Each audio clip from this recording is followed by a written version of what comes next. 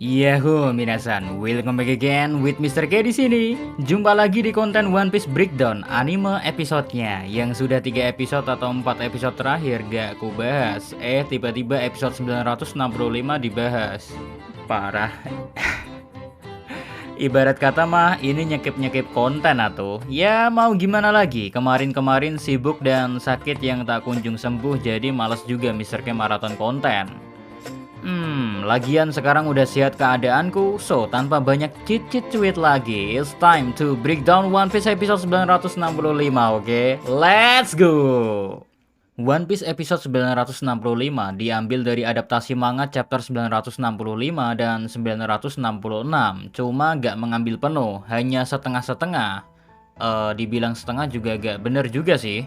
Kenyataannya yang chapter 965 itu memakan banyak sekali momen yang ada di episode animenya, sedangkan chapter 966 cuma dapat jatah sedikit doang, 1/4 gitulah. Aduh, nanggung lagi jatah sedikitnya. Emang harus nunggu episode 966 besok sih untuk animenya. Anyway, terkait episode 965 animenya, ada beberapa hal yang berbeda dengan versi manganya, walau gak terlalu signifikan perbedaannya. Misal saat Kozuki Sukiyaki sakit, seluruh daimyo dari semua wilayah Wano Kuni pada berkumpul di ruangan Sang Shogun kan? Di momen animenya, semua wajah para daimyo dikenalkan secara jelas, mulai dari Shimotsuki, Uzuki, Amatsuki, dan Fugetsu. Hal ini sangat berbeda dengan versi manganya, di mana hanya 2 orang yang diperlihatkan wajahnya, itu pun dari klan Shimotsuki dan satu lagi kita gak tahu dari klan mana. Cuma untungnya di anime semua wajah daimyo-nya diperlihatkan. Nah, yang jadi menarik adalah kalau 4 daimyo ini salah satu dari mereka adalah Amatsuki Clan, kira-kira kenal dengan sejarah masa lalu yang ada di Wano gak ya? Penasaran aja Mr. K sama Kozuki Toki yang seperti kita ketahui sendiri, nama lengkap aslinya adalah Amatsuki Toki. Ini artinya sistem pemerintahan di Wano selalu terjaga dengan sangat baik secara turun-temurun sejak zaman sebelum Void Century terjadi.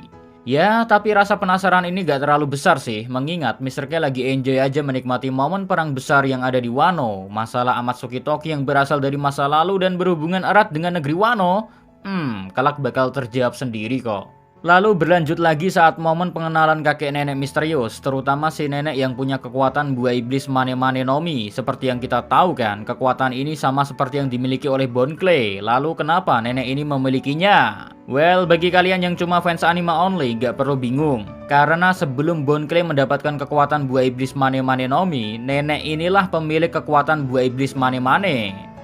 Terus di versi animenya Mr. K juga baru sadar kalau punya buah iblis Mane Mane no Mi itu artinya bisa membuat nenek ini berkeliling bebas ke dunia luar, belajar kelicikan maupun rencana busuk dari dunia luar hanya dengan menyamar jadi siapapun yang pernah dia sentuh. Syukurlah rasa penasaran Mr. K yang bingung dulunya cara nenek ini keluar dari negeri Wano bagaimana terjawab di animenya. Terus momen saat Shiki the Lion wajahnya ditiru nenek ini pun membuat Mr. K yakin kalau nenek ini pernah ikut berlayar dengan Shiki. Atau kalau nggak berlayar ya pernah memanfaatkan Shiki dalam rencana busuknya sendiri. Wow, malah makin penasaran nih Mr. K sama nenek ini.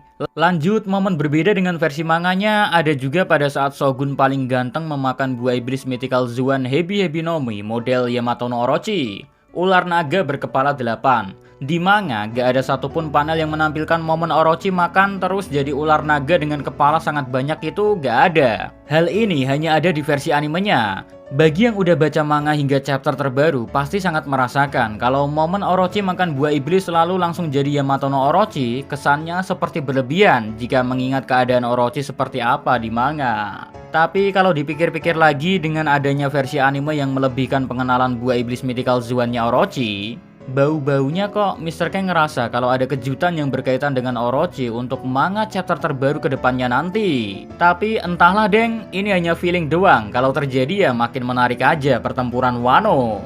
Terus hal lain lagi yang berbeda dengan versi manga adalah cara Orochi melakukan rencana untuk menguasai Wano ditampilkan lebih gamblang, alias jelas sekali alur awal mula Orochi yakin dengan takdirnya hingga dia mencari uang dengan cara meminjam Oden di versi anime terlihat mudah untuk dipahami. Tanpa harus kita teliti seperti yang ada di versi manganya. Nice job sih apa yang dilakukan pihak animasi walau memperpanjang cerita karakter yang gak penting-penting amat. Lalu ada pula momen saat Orochi pinjam ke Oden ketika masih jadi daimyo di Kuri. Itu sebenarnya selalu diwanti-wanti oleh Denjiro untuk jangan meminjamkan uang pada Orochi.